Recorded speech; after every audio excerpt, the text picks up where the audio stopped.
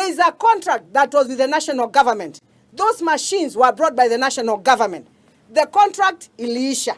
Hiyo contract haijarenewiwa. Watu wa Philips wamekataa kulete vifaa hapa kwa sababu national government haijasign nini? Haijasign new contract. Sasa mimi kama governor, what am I supposed to do? Kama governor, I've gone out of my way because I cannot accept my people to die. I've gone out of my way kuhakikisha hizo mashini zinafanya nini? Hizo spares zinakuja.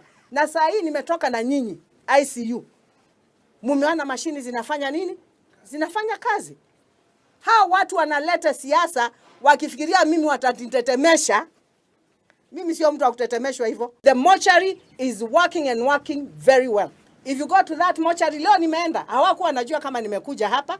You should have even seen the way I was dressed. They could not even have known it's me. Nimeenda huko, the mortuary is sparkless. Hata watu wakienda kuchukua mtu wao hapo, they feel at peace. Sio vile ilikuwa. Niko na fridge mara mbili. Fridge moja inabeba watu 24. Ile ingine inabeba 14.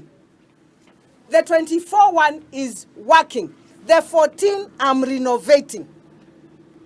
Siasa ya mochari watu watokane nayo.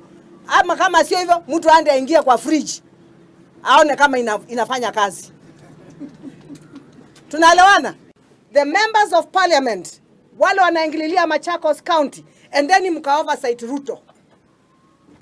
The people who can only oversight the governor is the senator and the MCS. You have no business in Machakos. Number one, when you talk about accountability in Machakos, mimi nataka mtu ambie, ile pesa mnapata ya CDF, you get over 100. Kila ward mko supposed kuweka 40 million.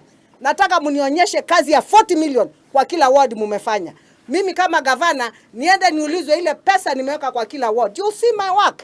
Kama ni siasa mnataka tuchape, tutachapa sasa. Kwa sababu mimi nashangaa hawa wanaume wote, all these men fighting one woman. Kwani huyu mwanamke ako na nini? Nyinyi wote mumeona, mujisanye, mtandike mwanamke moja. Kazi Machakos nitachapa.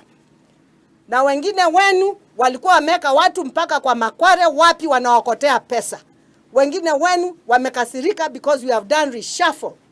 Tumefanya reshuffle ya revenue collection.